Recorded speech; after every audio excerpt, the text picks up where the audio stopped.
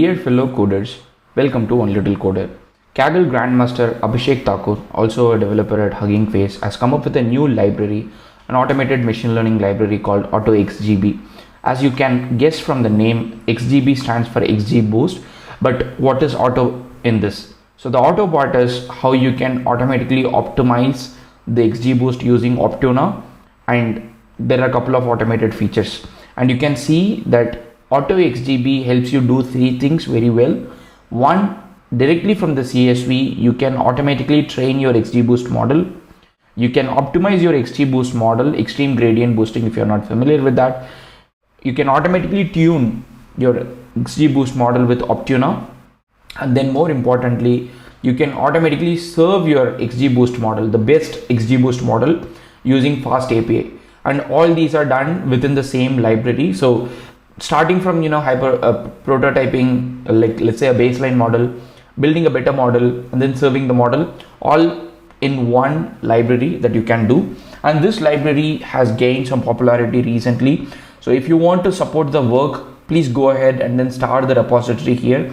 That will help gain more popularity.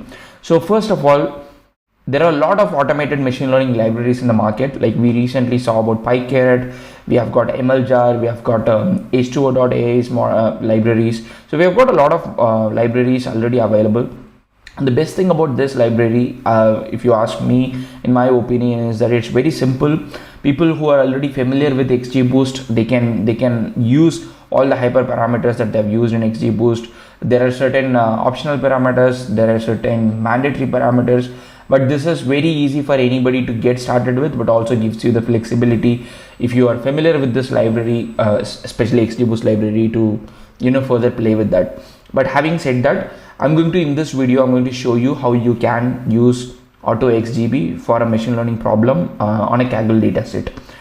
So first of all, installing AutoXGB is as simple as installing any Python library. All you have to do is pip install AutoXGB. That's it. It's already in PyPy. All you have to do is pip install AutoXGB. If you are doing it on a local machine, one thing that you have to probably make sure is that whether you have the right version of scikit-learn. So the latest, you make sure that you have updated it to the latest version of scikit-learn. Otherwise, you might face some dependency issue. So make sure you have latest version of scikit-learn, pip or pip3 install AutoXGB. And after that, let's go over certain parameters, and then I'm going to show you the code as well. The most important or required parameter is you need training dataset. All you need is the .csv file where you have got the training dataset. Now in this training dataset, you can have a lot of categorical variables, a lot of numerical variables. You might have an ID column. You could have all these things, but yeah, the mandatory most important thing that you need, the required parameter without which you cannot use this library, is you need training dataset. I mean, like, you cannot do machine learning without training dataset, right? So training dataset. And also you need to specify the output folder where you want all the details, like a logging information, the output CSV file, the model details, everything to be stored. So training file name and also the model, the folder, the output folder, are required parameters. Once you go past that, everything else is optional parameter. So if you have a test.csv file, then you can give that. If you give the test.csv file, what happens is the best model is evaluated against the test.csv file, and then the output, the predictions are stored in a separate file called test_prediction. But if you do not give that, then only you will get predictions saved. The next thing is you need to specify what task it is, whether it is a classification or regression. But if you do not give it specifically, then it is usually inferred from the target variable, like the column name. If it's a categorical column, then it assumes it's a classification. If it is a numerical column, then it assumes it's a regression. Then if you have an ID column, make sure that you specify ID column so that no noise is captured during your machine learning process. Finally, or at least the most important thing that I would say, is the target column. If your target column's name is not target, then you have to manually specify what is a target column. It could be binary classification, multi-class classification, single column regression, but make sure whatever column name you want to give, just give the column name. So in the problem that we are going to see now on Kaggle, we are going to do regression for multiple columns, and I would also let you know like how we can do that. Also, if you want to specify the set of features that you want the model to take care of, you can give those features as a list just like this. But if you do not want to give, you can just leave it out. If you want to specifically give the categorical columns, categorical features, you can give it, otherwise you can leave it out. If you have got a GPU, make sure to leverage the GPU. If you do not want, just say don't set this flag use underscore GPU. Number of folds that you want to set for a cross validation, by default it is 5. Random seed, the most popular random seed, 42. Number of trials, this is the part where we come for a hyperparameter tuning. So optuna trials, if you want if you like how many trials you want the optuna to do, that is something that you would specify with num underscore trials. If you, by default it is 1000. It's all about your horsepower, how much time you've got. So you can change it to 100.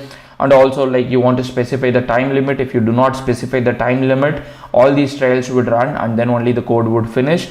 Otherwise, you can specify the time limit, and before, like by that time it would finish. And finally, there is another hyperparameter tuning argument, which is fast. So if you set fast is equal to true, then the hyperparameter tuning will use only one fold of the data. So if you do not want that to happen, make sure to set fast is equal to false, which is the default case. So if you want things to happen faster, if you do not care about the like the best model or the most accurate, then probably you can set fast equal to true. So these are the parameters, and if you have to look at the Python API, it's very simple. All you have to do is from AutoXGB import AutoXGB, like just pay attention to the case here, define the training file, then define all the parameters, and all you have to do is define an object AutoXGB, and then give all your parameters that you define, and then all you have to do is AutoXGB.train, and we are going to just see it live. But the good thing about this is, like probably if any of you have already seen Abhishek Thakur's videos, you would probably know that he is a big fan of CLI. So going by what he says, he has also made sure that there is a CLI version that you can run, which means you don't even need to touch Python. All you have to do is you have to go to your terminal and then invoke AutoXGB, and then just with a couple of parameters you will be able to invoke the model, like train the model. And then finally, when you want to serve the model, all you have to do is AutoXGB serve and where the model path is, and then you can serve the model, which would be served via fast API, the amazing fast API that everybody loves to use from Sebastian. So some other details about the CLI, if you want, I'm not going to cover the CLI part. I think that's something that you can try it yourself. I'm going to show you how you can use the Python API and then train or use AutoXGB more like an automated machine learning solution, AutoML solution, on a Kaggle dataset. So the Kaggle dataset that we are interested in is, again, you can use XGB for deep learning problems. You can use XGB for NLP. All you need to do is convert that existing problem into a tabular dataset problem. But what we are going to focus is like a typical tabular dataset. It's not an NLP. It's not a deep learning problem. It's not a computer vision problem. It's a typical tabular dataset machine learning problem that Kaggle has got. So this is from July 2021 Tabular Playground series. If you see the competition, what you have to do is you have to predict 3 columns. The column name called carbon monoxide, benzene, and target nitrogen oxides, and the evaluation metric is root mean squared logarithmic error. So that is, so there is no prize in this. I think like you just get Kaggle merchandise. This has been already done and dusted. We are just using it for like educational purpose, and then you can read more about what this competition is, what you are trying to do. If you want to quickly take a look at the data set, you have got a certain weather information, and then you have to predict those 3 values that we just said. So the data set that you have got is, you have got a training data set, you have got a test data set, and you have got a sample submission file.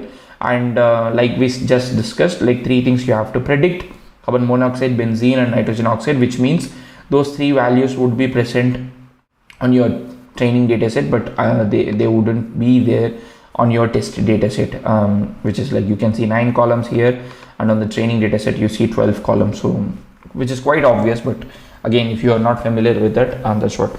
So what we are going to do now is, like, if you're following this tutorial, you want to do hands-on while I'm taking you through, all you have to do is go here go to this link, which I would link in the YouTube description, click new notebook.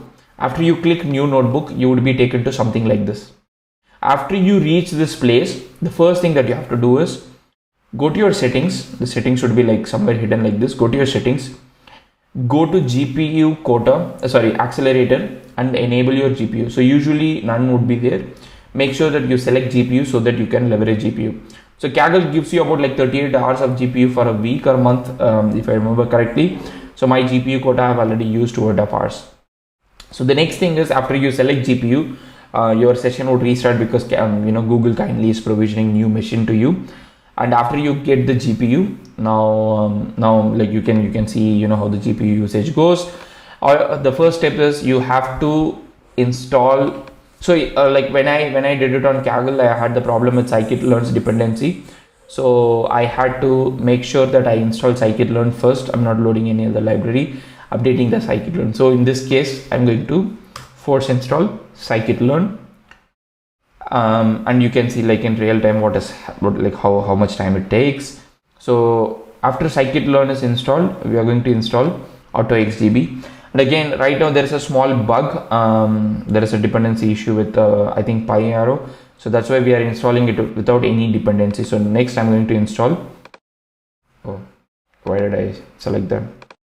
Yeah, install AutoXGB without any dependencies. So after scikit-learn, so you can see that scikit-learn was like scikit-learn 0.23 was successfully uninstalled, and you can see the latest scikit-learn has been installed.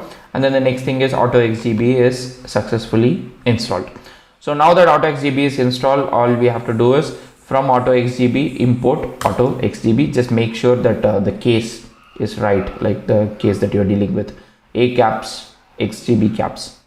And after that, you have to specify the file path. So again, test is optional, but because I'm working on a Kaggle problem, I want to give the test file as well, so that we have the test prediction saved. So copy the path from here, go here and then copy the path of train and test, and come here and then just paste it. So I'm going to just copy it, come here and paste it, and then all I have to do is change the path for test. So I'm defining my train and test, and if you just want to quickly see what is there in the train, just importing pandas, reading the CSV, and then showing the head. You've got a date time column. There is no ID column. You can, if you want to treat date time as like an ID column, again, these are like a competition strategy that you can separately do, but for this particular problem, I'm not doing any of those things. So then you have all the categorical variables and then the 3 target columns that you have to predict. So then I have to specify an output folder, as we saw like before. So I'm specifying an output folder called fast off. Basically, yeah, you can specify anything as an output folder. I'm calling out AutoXGB as an output folder.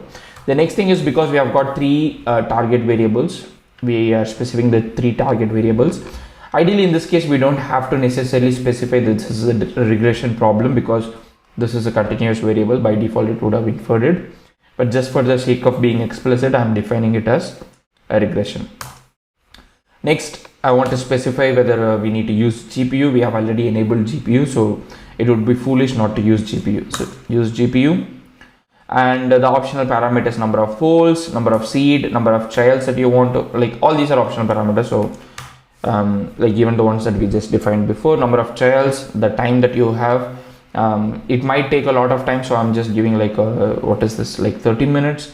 I don't want this to run for 13 minutes, so I'm going to say probably like less than that, maybe 2 minutes, maybe. Yeah, and I can specify fast to be true as well if I want, but I'm just leaving it as it is. Run this, and then at this point we have to just define the model.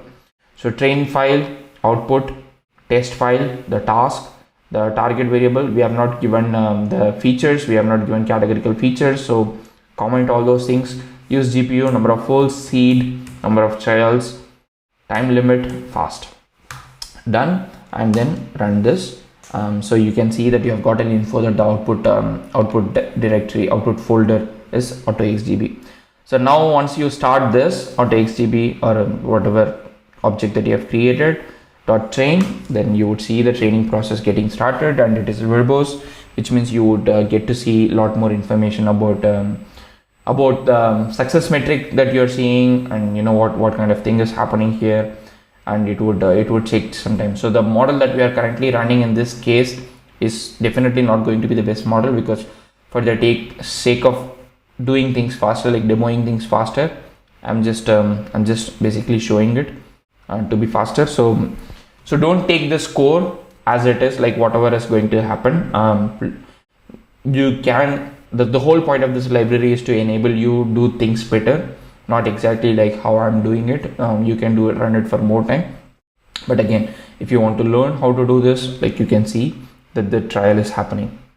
The machine learning training process is happening, and you can actually see the metrics, evaluation metrics, like what is R square, MSE, MAE, RMSE, and how it is happening. So it would take some time, and while it is taking some time, another tip, if you are on this particular page already, so all you have to do is, if you want to see how people have implemented other solutions, what kind of feature engineering they have done, go to Kaggle for the link that I said I would post it in the YouTube description. Go see what kind of things people have done with XGBoost before. So go search for XGBoost and see what people have already done with XGBoost, what kind of changes that they've made, and now it will give you some idea whether you can make or incorporate those things here if you want. Okay, so I would probably edit it here. I don't want you to wait a long time to see how much time it takes. So the next thing that you would see is the training process would have got completed. At this point, you can see that this process is completed, and also for an information, like we have specified number of folds is equal to 5. So you can see for 5 folds, it has separately done the predictions as well, like for the different folds that we have got, and you can see the metrics, like the final metric that like you see for this. So now go here and then refresh this, and this happened because this happened very fast because we had given a time limit, but ideally you wouldn't want that on a Kaggle competition or real world. So go here and refresh it. At this point you would see AutoXGB folder, and once you expand it, you would see all the information, right? You've got the model file, you've got the test prediction which is ran against the test.csv that we gave, and also you've got the out of fold predictions that is based on the fold, and you have got for all each fold you have got the separate values as well. So now that our model training has been completed, and we have to now submit our predictions to Kaggle, or if you're in the real world, submit your predictions to your organization, evaluate, do interpretable machine learning for all those things. Now all I have to do is copy the prediction path, come back here, paste it, and then read it. So now test predictions are read, and you can see the shape of it. So 2247, and just to show you test shape as well, so that like it is the same file, right? So oh man, we don't have test. What did I call it? I didn't read. Okay, we didn't read the test file at all. So maybe a nice step before doing this is df test. Why would I call it df test? Test, and then do the shape 2247. So everything is intact, nothing has gone wrong. And to make it easier, I'm just going to read the sample submission CSV, check the shape again just for sanity check. So if you see sample submission, you would have the head. Okay, so you would have these columns, and so we need the datetime column from the test prediction. So we have already read the test predictions. If you want to see what are there in the test predictions, so you have ID, we have like the three columns that we just predicted, but we need date and time. So I'm copying the date and time and pasting it there. I don't want ID, I'm popping it out. And then finally, if you see how our data set looks, it looks almost same like how our submission should look. And then we are going to write it into a CSV. Make sure to give index is equal to false, otherwise you'll be in a mess. Done. Save it, save the version. If you want everything to run again and then save it, it's fine. Or if you want to just quickly save it, it is still fine. Now at this point, you can actually download the CSV and go to Kaggle and upload it. or if you have run and saved it, you would get the output folder. Like, let it finish saving. So you can see, did I just select run and save it? It looks like, yeah. So it would take time, right? So it would take some time. So if we go here and see, do we have data? We have input data, but we wouldn't have output data because that runs, right? So it has to finish running, and then we need to see it. So if you want output file there, then you have to just go here, say run all, and then commit, and then save it, which means everything would be run, and then your final output is saved. And then when you come here in the notebook section, you would be able to see the output file, which is not available in this case right now because I've not ran the entire thing. It is still being run. But if you while that is happening, if you want to evaluate your score, all you have to do is go to the test predictions. Where is my test predictions? Where is my submissions? I have to download my submissions. Okay, download CSV, replace my submission. I can go to the competition page and then say late submission, because this is a competition that is already finished. I can go here and say late submission, and I can keep it here, and then I can say XGB's magic in 2 minutes, just like Maggie noodles, and that's it. You got your score. I mean, when you see it on the leaderboard, you wouldn't be probably on the top because we didn't give enough time for the model to tune hyperparameters. That's the whole point. But again, you are not at the worst place, right? So you are in a much better position. So your baseline is awesome. If you want to serve the model, all you have to do is go here and then serve the model. So you have that option as well. So you get a full package in one single library. It is saved. So now if you just go, if I just refresh it, you would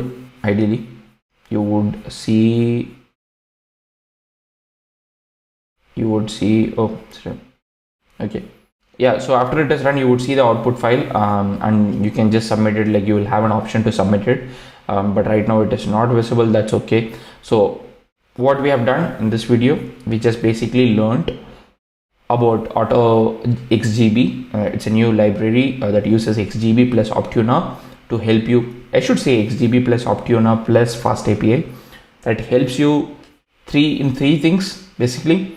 Automatically train your xgboost directly from CSV file, right? You don't have to deal with anything before that. Then automatically hyperparameter tune your hyperparameters using optuna, and then finally serve your model again using fastapi, but you don't have to touch fastapi. So without touching xgboost, without touching optuna, without touching fastapi, you can build a machine learning model from prototype to serving completely using AutoXGB. And then as you can see, the developer is constantly answering questions. Currently it very clearly says it doesn't accept PR, but he's constantly answering questions, and then you can see people started using it on Kaggle as well. So if you have any comments, or if you face any issue, please feel free to go ahead and raise a new issue, or let me know in the comment section. If I can solve it, I'll try to solve it. But if you like this library, if you like this work, go ahead and on Twitter or LinkedIn, wherever you are, give a shout out to Abhishek Thakur. And once again, thanks to Abhishek Thakur for making this an open source license and making it public for all of us to use, and then up our game. So if you have any comments, let me know in the comment section. Otherwise, I hope this video was helpful to you in learning something new, and I would see you in the next video. Stay safe, take care.